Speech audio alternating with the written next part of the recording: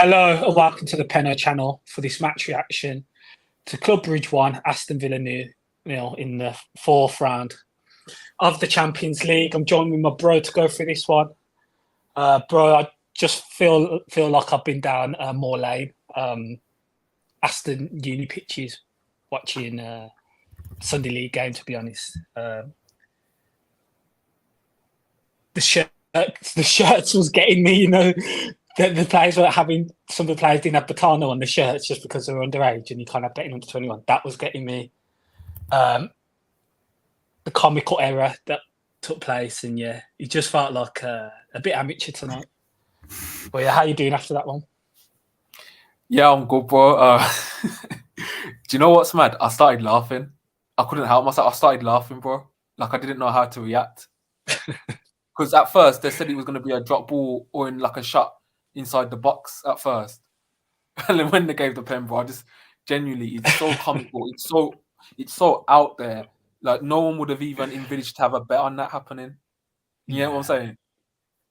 And then of course they scored a pen, and yeah, we'll get into it, bro. But I don't even think that was the reason we lost purely today. There's other things as well, but yeah, sickening. That's the sickener. Yeah, it is, man. I think I'm in at the point, yeah. All I can do is smile at it, man, because yeah, I'm not even gonna get too downbeat by it, or the run of form that we're in. I'm not gonna let it get to me or anything like that, and nor should Villa fans really. But it was a bit comical tonight in all aspects of play, and just the whole game in general. Shout out to all the Villa fans in Brugge. I hope you have an amazing night as well, and get on it, man, and enjoy. Because yeah, Brugge is a lovely city. So yeah, bro. Let's get into it and start with the lineup. A number of changes again from Unai. I think in the last 4 games now, in totaling, he's made about 28, close to 30 changes in starting lineups. Obviously, there was the 10 in for Palace and then the 10 out and back in for Spurs games. And I think it was another 5 today. A lot of changes again. A debut for Tyrone Mings in the Champions League this season. Also a debut start for Boubacar Kamara as well in the Champions League. We saw Ian Maxson come back in to play as left back. We also saw similar front 4, but John McGinn was playing in a new position again. He was playing just off Ollie Watkins in the system, and Rodgers was on the left. So yeah, there was a number of changes to the side again, bro. What was your thoughts regarding the starting lineup? Yeah, my first thought was shocked, to be honest. I really didn't expect Mings to start that one in the Champions League, because I know Powell had a stinker against Spurs, but I didn't think like in the Champions League he's so crucial to how we play. I didn't think Emery would risk it. I thought Mings would be more of like a substitution type sub and then get brought in that way. But so that was a surprise at first. Then I was surprised to see McGinn start after Sunday as well. I thought he was going to go Ramsey on the left, Bailey on the right with Rodgers and Watkins, or Duran up top. And then thirdly, yeah, Duran. Like, I'm not sure what Duran's got to do to start. I really thought he'd start this game. So unless he starts the Liverpool game, I'm really shocked by that as well, bro. Like, I thought that this would have been the perfect game for Duran to start as well.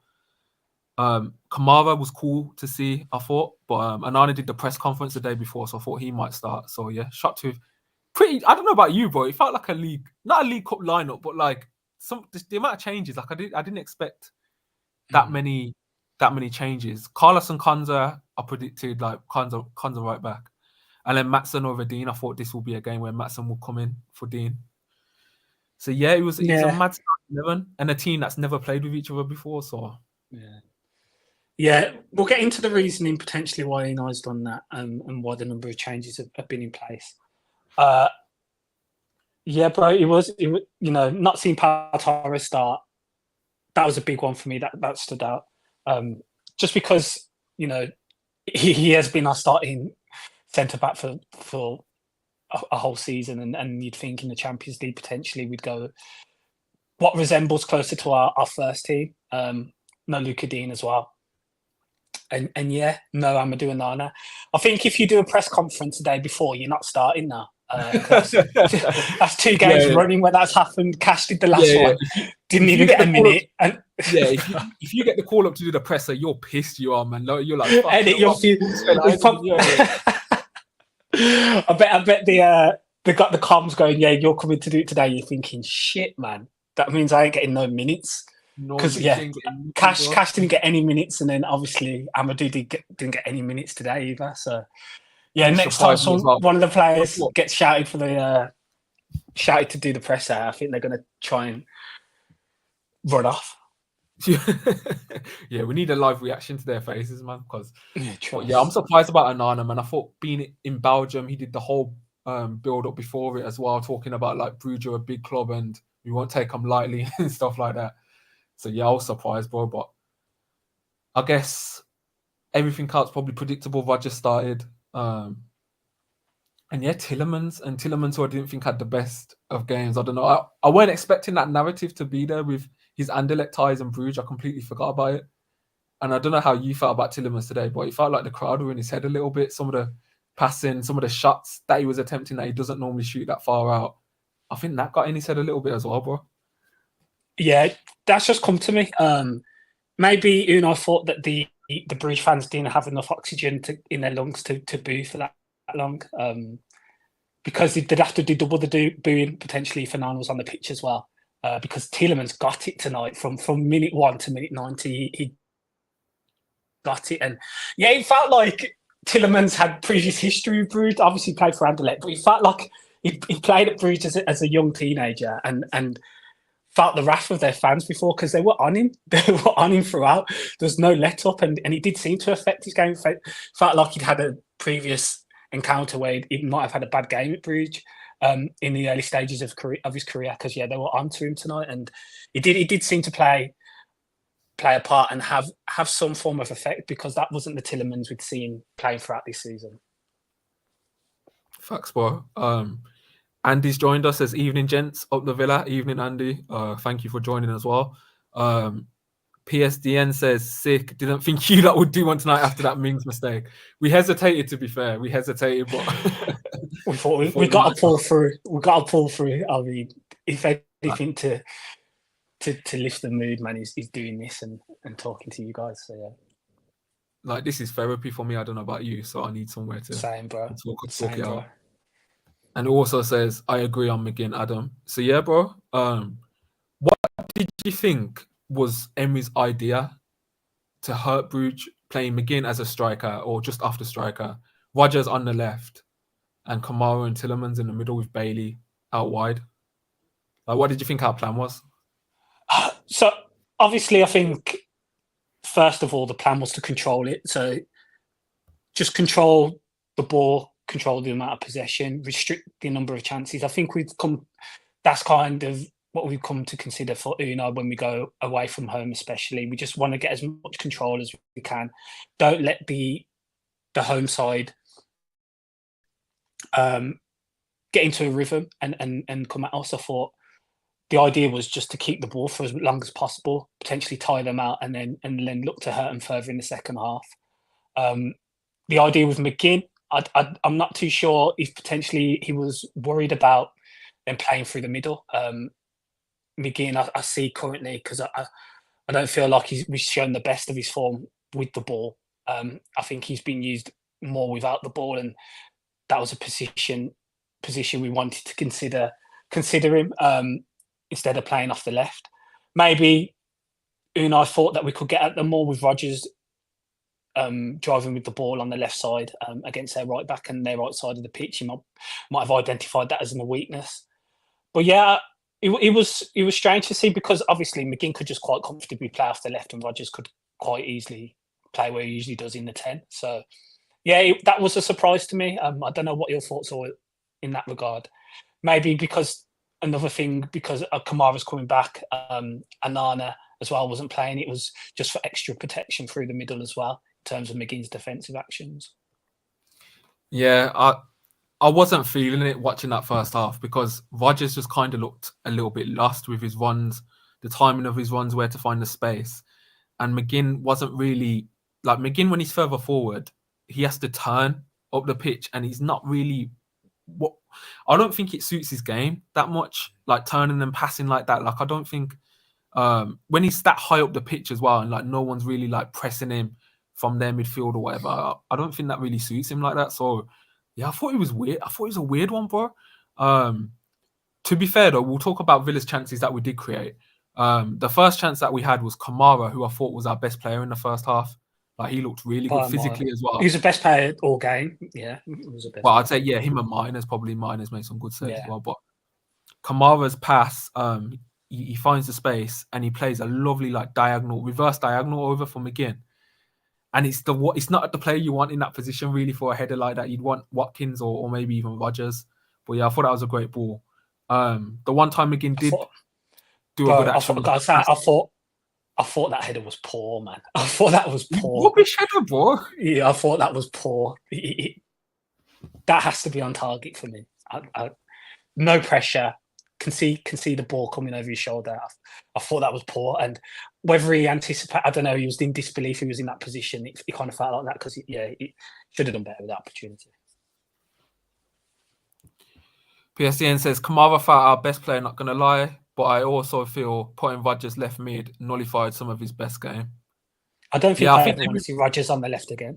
Yeah, because he weren't combining with Matt. Like it just weren't happening, bro. Like I don't know what it is. Like it just doesn't feel like we create that much like sustained patterns of play where you just like, okay, I can see what we're doing here. And we're getting like it feels all like transition based a lot of the time with them pushing forward, and then. Another chance we had was when McGinn did do something good. He turned, he passed it to, I think it was just Watkins as a quick pass. And Watkins ran with the ball and he shot just wide. That was a decentish chance. But outside of that chance came from, it wasn't from a build-up. It came from us winning the ball back. Yeah, exactly. Transition, yeah. Yeah, so that wasn't really through our build-up. And yeah, it hasn't clicked in as such as it did last season in terms of our build-up. We remember some of the goals we scored last season, some of the build-up play and passing through the lines was incredible. It just hasn't quite been the same this season. I think what stuck out for me is our line again, bro. Like we're sticking with it now. We're not playing a high line anymore. What's your thinking behind that? Well, we seem to be dropping deeper because again on transitions, it seems like we're getting caught out more because. The spaces between the forwards and the midfield and the defence are massive due to the defence being so deep.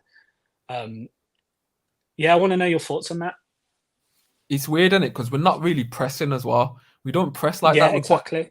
We kind of we allow them to pass around the back, and all we do is just follow in shape. There's no real attempt to close down and suffocate them in their own area. It's more like we'll let them play and we'll just stay in our 4-4-2. So. Yeah, the high line one is weird. Is it a trust issue that Emery's seen with it? Is it because there's so much change in personnel with the defense as well? Is it because we didn't sign the right back? Is that a possibility as well? I don't know, bro, because it just seems like there's just a lot going on with Villa right now that's not correct.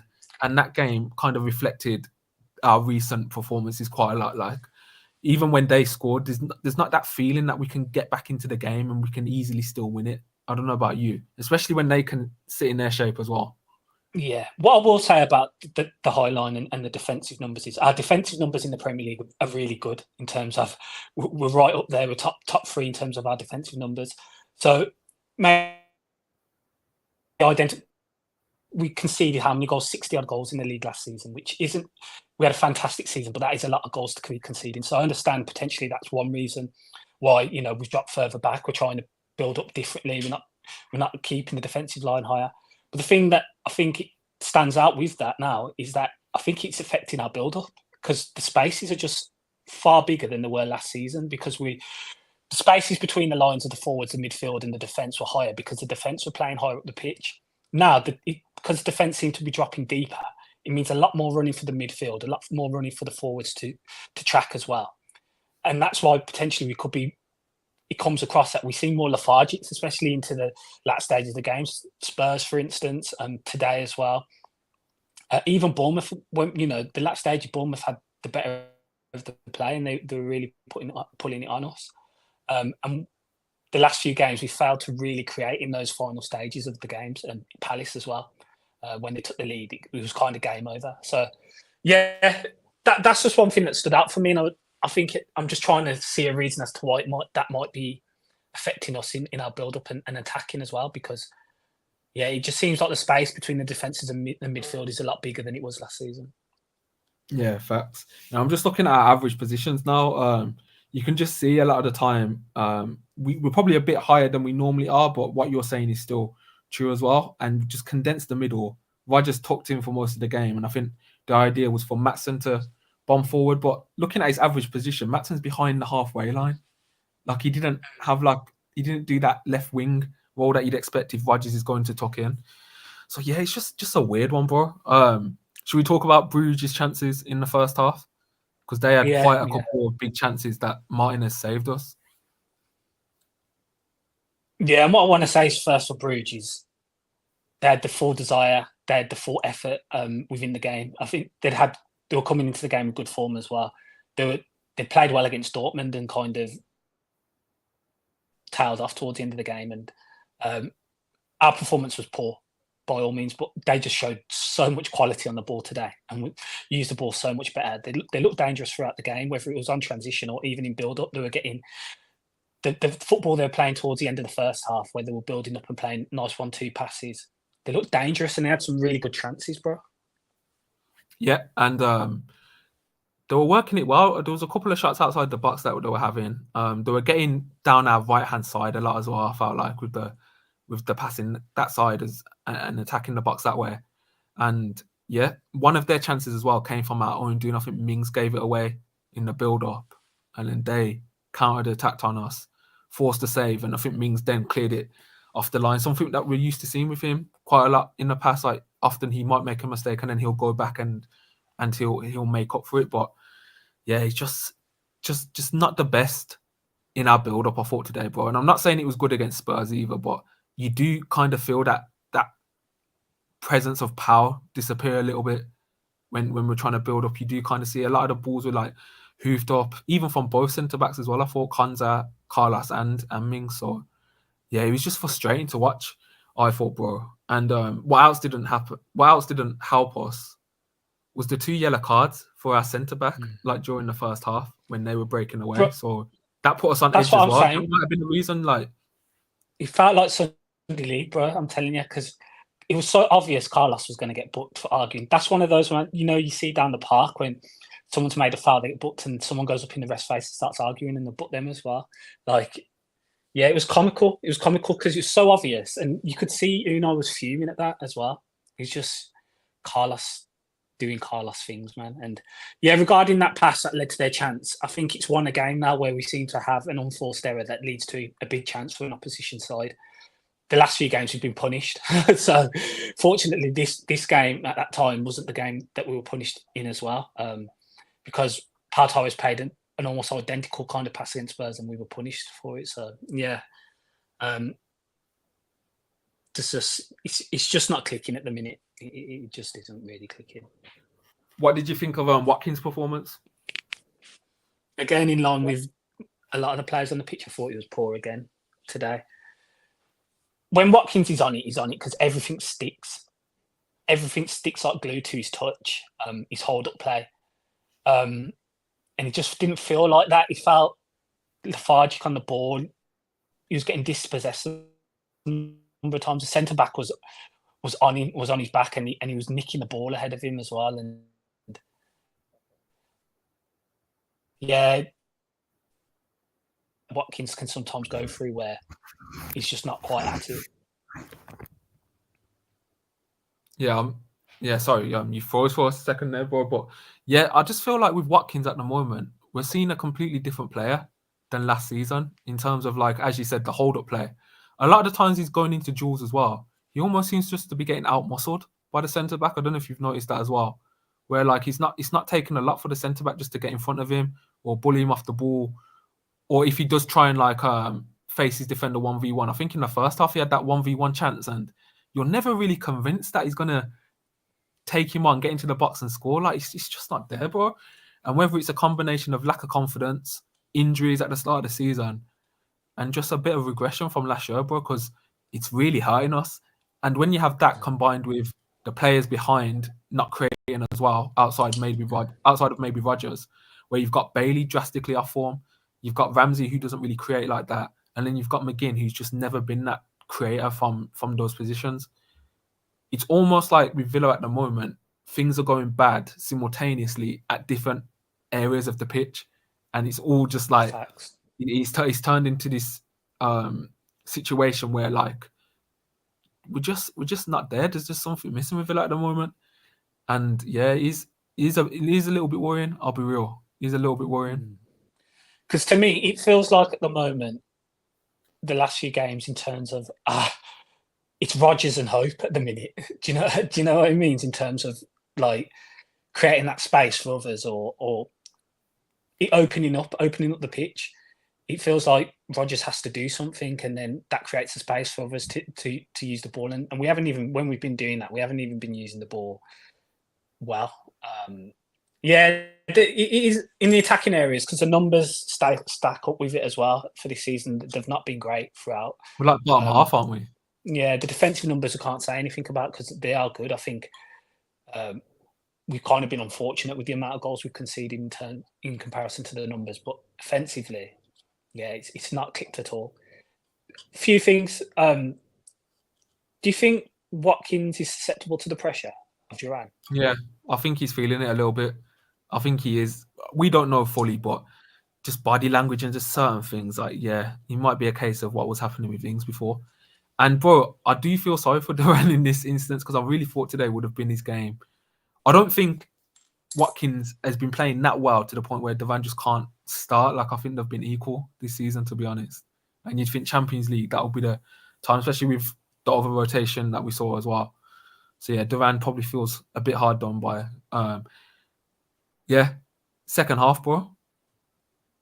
Another thing I was just going to add as well, bro. I know there's a lot of change and two big players left last season who had good numbers for us. Do you just think we're missing the effects of those two players at the minute not being here? Because they did carry a lot of weight in terms of numbers wise. Even though we can say that Dougie had poor performances second half of the season, we can say that DRB, we didn't think he was as good as he was going to be. They still brought a lot of numbers for the side as well, and potentially with both those not being there at the moment, we're looking, who do we hang it on now to provide those numbers? Yeah, I don't think it's more missing DRB. I think it's more Villa weren't predicting Bailey to fall off this drastically. Like, this has been a drastic turn in form, bro, to the point where it's a completely different player that we're watching this season with Bailey. So it's a little bit of DRB going, and it's just the effect it's now had on Bailey, where we find ourselves in a position where Rodgers is the only real guy behind the striker right now that's actually that's producing, yeah. And that's why as well, like, second half we'll get into it as well, but I was really surprised to see that substitution as well. Like, I think we have to talk a little bit about Emery today as well. Like, were you expecting substitutions at half time? Because I was expecting to see 3. I was expecting to see Mings off for Powell, McGinn off for Ramsey, and Watkins off for Duran. That's what I thought the subs would be at half time. Nah, I didn't, to be honest. I didn't see him making subs at half time. I don't know. I felt like on the balance of it, I think again Brugge had the better chances, but in terms of control and the stats will say the possession wise, even though I don't think the build up was good enough in the first half, but in terms of control, if you looked at it would have been, we did have the majority of the control. Okay, Brugge, you could say, had the better chance, but we did it on paper and factually did have more control of the ball. So I didn't think he'd go into it straight away, to be honest. Yeah, and I think potentially you'll say, well, his justification was that from that was that we only conceded because of the mistake. Yeah, I just thought Watkins first half. I just thought he's not here with us with the touches, the output. Sorry, the link up play, and I thought maybe Duran might be tempted with that sub, and I thought as well he'd be against the McGinn central role. I didn't think he was working. I thought maybe you'll think, okay, get Ramsey linking with Maatsen on at half time and maybe move Rodgers into his best position again. So yeah, I was a bit surprised we didn't see at least one substitution, especially with both our centre backs on a yellow card. I thought maybe he'll take off a centre back and bring on Powell and just eradicate any chance of a second yellow. But yeah, second half then, bro. Should we talk about the elephant in the room, man? But I'll say one thing regarding this. I am surprised that the sub wasn't Ramsey on for McGinn and Yeah. Rodgers moving back centrally. That does Shocked. surprise me. Yeah. Shocked. And that he ran with the Watkins Duran two up top again. Because we saw what happened on the weekend with that, and I think when Rodgers went off, it just went to shit on the weekend, didn't it? So yeah. Get into some comments before we go in the second half. PSDN again being active in the comment section. We appreciate you. Yeah, I agree. Don't feel like the team that got us Champions League. We look stale. I don't know what we can do to change, but something needs changing. No triangles, no 1-2s, no through balls. It's sad. He also said about the high line. Do you think we're doing it to avoid injury as well, based on the amount of games we're trying to play? That's a very good point. Yeah, we saw how many injuries we had towards the end of the season. So yeah, that's a very good point as well. That potentially could be a reason why. Game's done as well. Thanks for joining us. Says what happened there. I know, man. I know. That's probably it's probably a good segue into the moment, bro. What did happen there? What? I'm still in disbelief. I'll be real. I said I laughed at the time as well. At the moment, just I know. Yeah, it's mad. It's a mad one. It's like it's a definite pen. Like it is a definite pen in terms of the law. It's a definite pen. Now, obviously, it happened last season with the Bayern Munich Arsenal game. That should have been a definite pen as well. That was a penalty, 100%. So my thinking is just the refs got it right this time and got it wrong last season. But yeah, it's a pen, isn't it? Yeah, and I know it's his first game back. He's come through all that with the injury, but bro, I just think there's so much at stake in a Champions League game where we're trying to qualify for top 8. Like I don't think you can have a go at someone for having a go, basically. I don't think you can really be mad at someone if they're frustrated by that, because it's so avoidable. It's just so avoidable. It's a lapse in concentration. He hasn't seen what Martinez has done, I presume. And yeah, I won't say it's cost us the 3 points, but I don't think they were scoring before that penalty or looked like it in the second half. And it's a gift, isn't it, bro? Like, it's a gift. Like, I don't think I've ever seen anything like that in a Villa game before. Well, Unai's quotes after the game was, "It's the biggest mistake he's seen in his career." It's a big statement, man. But yeah, it was nuts. Obviously, Emery's kicked the ball to time to just carry on with play. I don't think there's potentially been no communication between either of them, and Mings has just picked the ball up, man. It's just one of those that I was going to say it's like once in a career one, but that's happened once, like every season of the last 2 seasons. So yeah, it's a huge one. It's a huge one, man. It's just like, come on, Mings. Like, we went like 400 days without any of this stuff. Like, don't bring us back to it on your starting debut. PSDN says biggest mistake of his career. That's McGinn gone to the under 23s. Yeah. Nah, I don't think it will be that severe, but no. Yeah, it's a mad mistake, man. It's just annoying, bro. It's just, come on, man. Champions League, like, come on, like, you gotta just be switched on. But it happened in the 50. When did it happen? It was early. It felt in the first half. 52nd, wasn't it? 52nd, yeah. 52nd, 53rd minute. So it's early. That's only 8 minutes gone. Yeah, it wasn't in the 90th minute where we didn't have time to also come back as well. But Emery then makes the substitutions on the 58th minute, brings on Duran, Ramsey, and Powell for Mings, Rodgers, and McGinn. Watkins and Duran go up top. Ramsey goes on the left. Bailey stays on the right, and Powell comes in at centre back. Did you think that we improved on the ball? You're seeing the same stuff.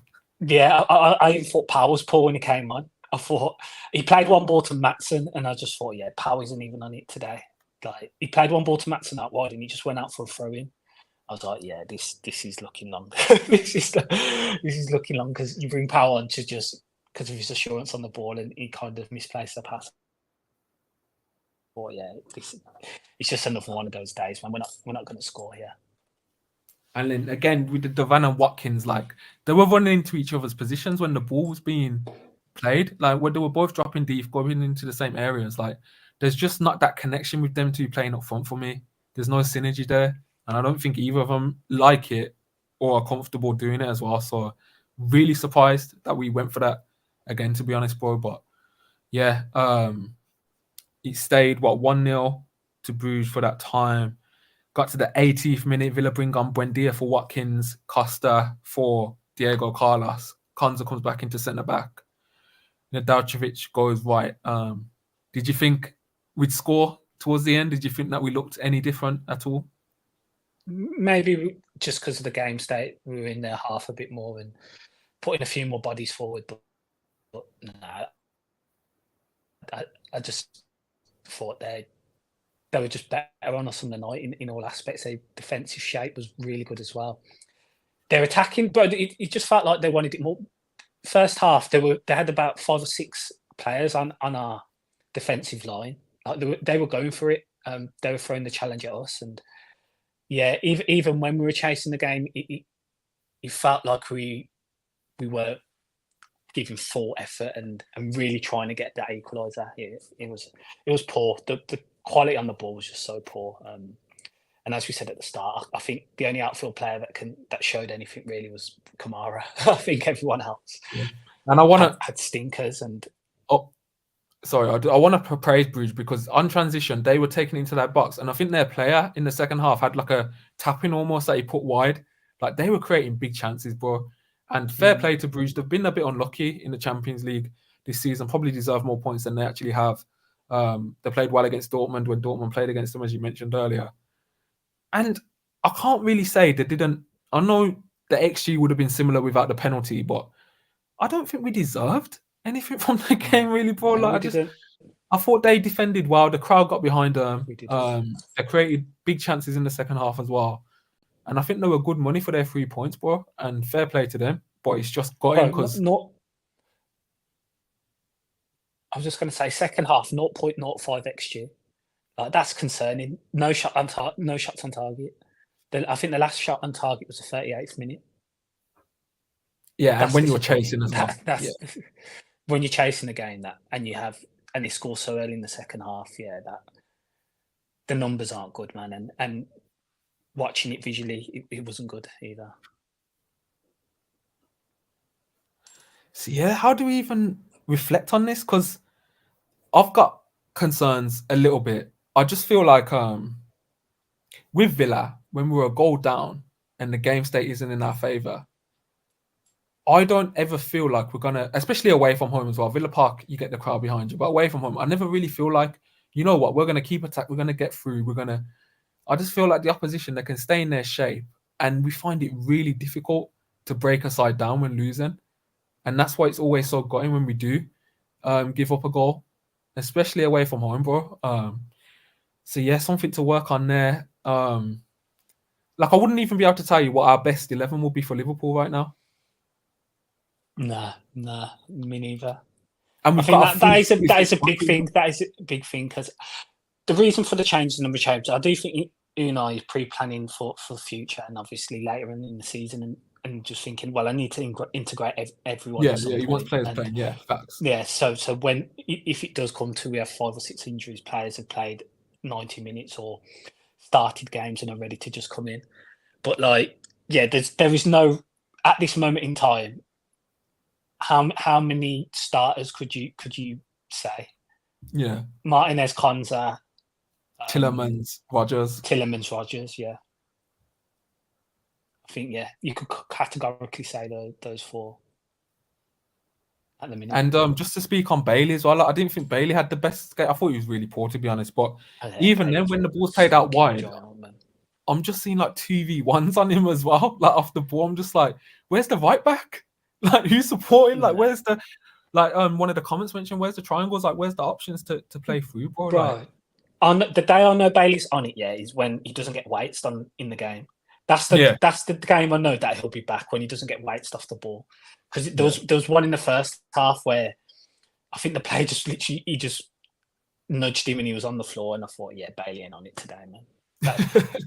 That's it, he ain't on it today. Like, last season, when players tried to weight them, he'd either do a trick or he'd skip past them. He'd brush it off. So, the day when that happens, I know Bailey's back. And another telling thing for me that told me we weren't scoring today, bruv. What were these set pieces? It felt like we weren't beating the first man. And if they were smarter, they could have broke away on some of them set pieces, bro. So when the set pieces ain't even happening for Villa, that's when you know you're finished, bro. Like you're in a dead end. Yeah. And it's just frustrating. Yeah. That's a frustrating game. That felt a bit like Man United away, the 1-0 under Emery first season.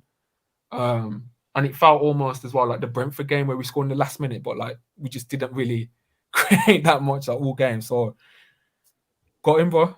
I'm so gutted because you go 12 points and you think, okay, the top 8 secure. Now, like we got Juventus next. That's a massive game.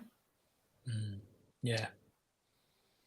Yeah, just put a lot more on that fixture for sure. But yeah, it's the Champions League, man. As we said, Bruges are a decent side, man.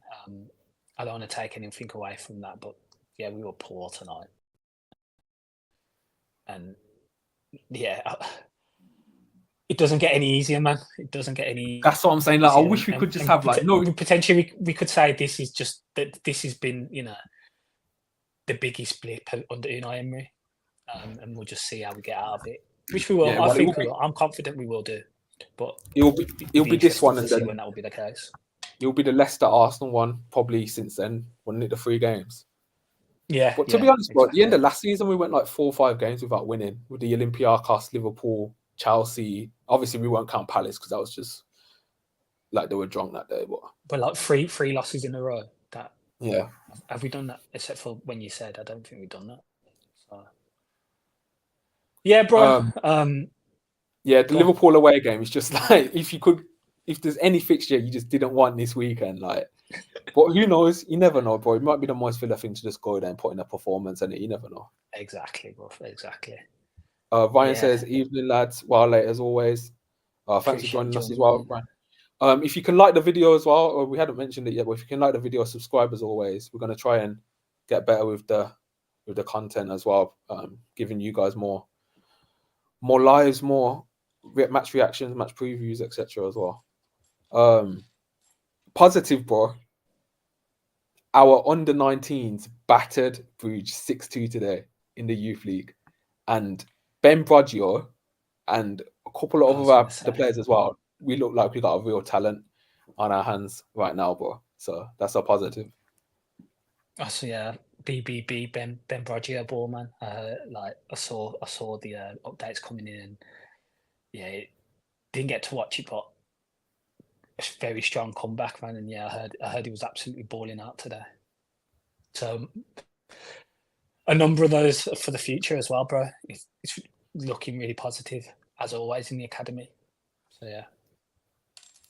PSDN says, do you think if Cash isn't ready for Liverpool, we need to start trying out Costa? It feels in build-up it improved a little having an actual right back out there.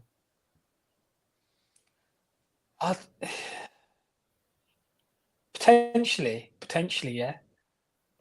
I don't know what the solution is at the minute, because last season when we played that lineup, and I think we stick with it, because I think it served us better against better sides with Konza, Carlos, Pau, and then I think you'll be Digne back in as well.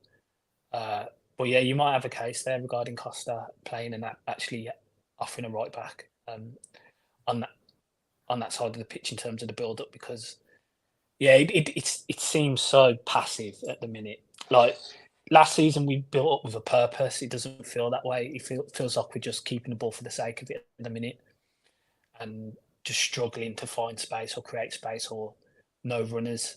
And then when the passes are being made, the touch is just not as good as it was last year.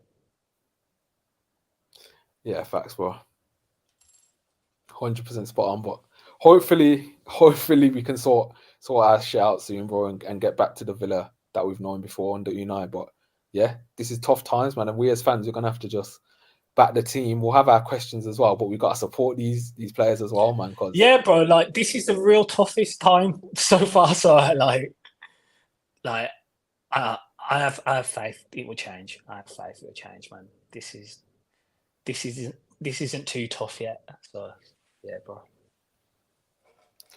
So yeah, bro, I think we'll wrap it up there. Once again, if you haven't liked the video already, if you could do so, we'd appreciate that a lot. If you could subscribe to the channel as well. And we'll probably have a Liverpool match preview on the Friday. Yeah. All right, cool, bro. Yeah, thanks everyone for joining. And we'll see you on the next stream, bro. Up the Villa.